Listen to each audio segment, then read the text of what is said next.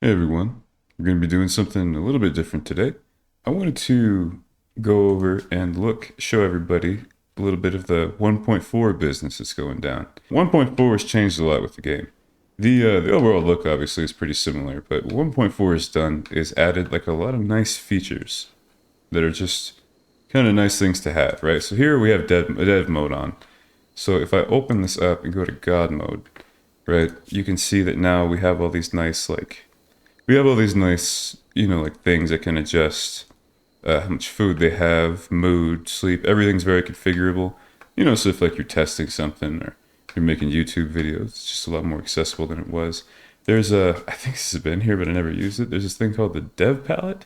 Can't remember if that's new or not, but yeah, it's super useful. So you can basically there's this new system where you can go through and pin stuff that you need. So like for me, I'm always using like various things and now instead of having to shift through and like type in like weather, for example, I can just pin the weather.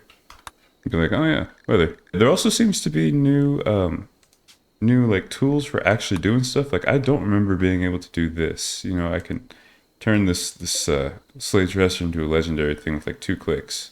Yeah, there's a lot of cool stuff to dev mode. There's a lot of new toys. So if we go to God mode's open, we can see over here there is some new turrets. There's a steel foam turret. It puts out fires. The cool thing is, right, you get this whole thing that like can actually help you with those big fires. So it's not entirely reliant on just beating stuff out, or the highly inaccurate fire foam shells. A little weird that it takes chem fuel. Not gonna lie, fighting fire with chem fuel seems a little silly, but that is the name of the game.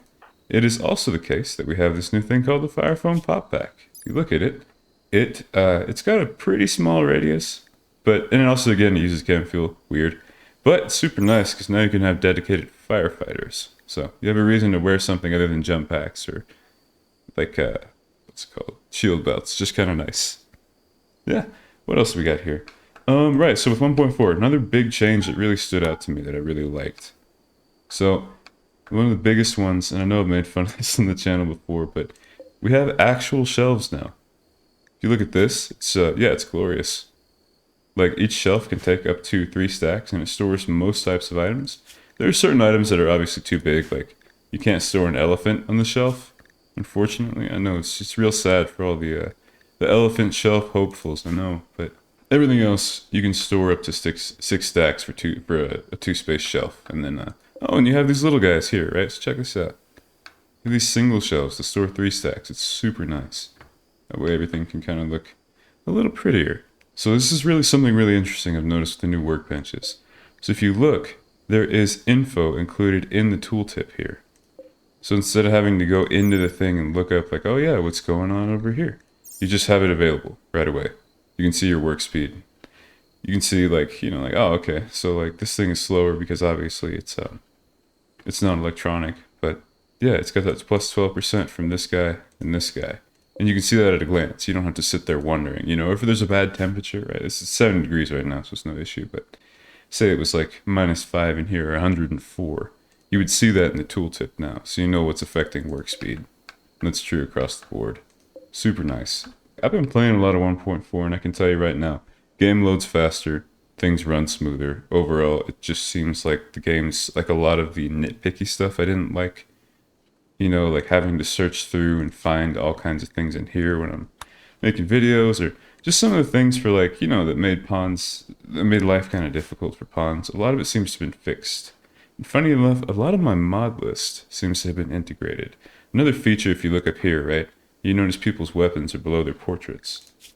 The options menu has changed quite a bit. It's a lot more organized now. And I believe, let's see, is it in graphics? There it is. So yeah, if you look over here, weapons below portrait. So now you can configure that. See at a glance what your people are carrying. Very useful. There's you can still modify controls, all that stuff. There's some dev mode stuff. But yeah, the big one for me here is the mod options. So if you're looking at mod options now, it's all just very accessible. Like instead of that weird like long list that goes on forever, you just have everything nice, organized right here, and you can click on it and say, oh, there's all my mod options. It's all configured and ready to go. So another cool feature, as you can see, right, this is paved tile. You'll notice it's painted a different color because of the new painting system we have. So I can go in here and select any color, and folks will come over and they'll actually paint it. If I find someone who can do art, so let's do that right quick. Yeah, go ahead and paint that for us, Fringe. Go ahead and get that red, and there you go. That is now a red floor. And we can do that for any floor in the game. I want a red hay or whatever. Same thing for walls. You know, if you want to make this wall a different color, just go over here. Go over here to the orders tab. You got the paint building thing. You can always grab colors too once stuff's actually painted. Oh, the other really cool things. Check this out. A nice feature. You change lights. So I wanted to make this say just blue. I can do blue. And everything's blue now. Well, bam. And of course it's easy to change to dark light. Just click of a button. Change it back. Though one thing I did notice, yeah, when you change it back, it resets the default. So if you want it to go back to the color you went before, then you have to go in and do that. And of course you can copy, paste, all that good stuff. You can, you obviously can't do this on fires, but anything like a regular light works just fine. There is also interesting thing. The one thing we haven't gotten to yet, if you want to look at this bad boy. Alright, do a little God mode up in here. There is the Rocket Swarm Launcher. So for just for an example, we're going to, gonna see how this goes. Oh god, it's bad news. Oh, what have I done? Yes, that's interesting. It's pretty cool. You know, it's pretty cool, if I do say so myself. And, so... I think I did that wrong. Oh, poor guy. Alright. So yeah, I guess you click it to order activation, and then you click it again to fire. And bam! It's a full spread. Obviously not super accurate, and it's going to need 180 chem fuel to refuel. That's nothing. Oh, that's my dog. There you go. It fires 12 rockets, full spread. Not super accurate, but the nice thing is it only costs 180 chem fuel. Makes it a lot more viable for tourist setups, if you can mass produce chem fuel. If you look on the Looting Studios update stuff, there's a little more info that, you know, you can go over here. Stuff like starting possessions. Also, rotten corpses can now make your colonists sick. It's going to be a lot more important to have a furnace to make sure to take care of everything. There's more prisoners and stuff. Like, there's just a lot more info that's more readily available. There's a lot nicer interfaces. There's a lot more just stuff on display. And, yeah, all in all, it's pretty nice. If you want a more detailed breakdown with pictures of everything, you can check out Randy Reliable on RimWorld Reddit. Super cool. And, yeah, this person, they went through and did, like, a full list of, like, everything, like, all the major things that are new. You know, a lot of it I already went over, but if you just want, like, a little more detail, there you go. It's lots of cool stuff. So, yeah, there you go. That's 1.4. Oh, and if you're a nerd, you can you can read the full changelog from the Looting Studios website right here. But yeah, there you go. If you're a mega nerd, you can do that. Have fun. But that is the 1.4 update. There's plenty of stuff going. Game runs a lot smoother. Lots of information and control that wasn't there is there now. It is a modders / YouTuber stream. So if you're into all that kind of stuff, that looks good to you, you can go ahead and update on the unstable branch right now.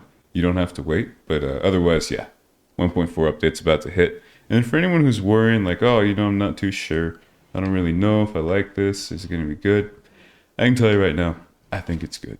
It's not for everyone, I guess, but it is going to be for everyone pretty soon here, so if you enjoy this kind of stuff, this looks good to you, I'm sure you'll be happy. And if not, I'm sure you'll learn to live with it. So, and if not, you can always revert to the older version. So, anyway, I think that's going to do it for today. Let's hope, is Switcher going to be okay? Yeah, probably. Anyway, thank you all for watching. Y'all take care, and I'll see you on the next one. Or else.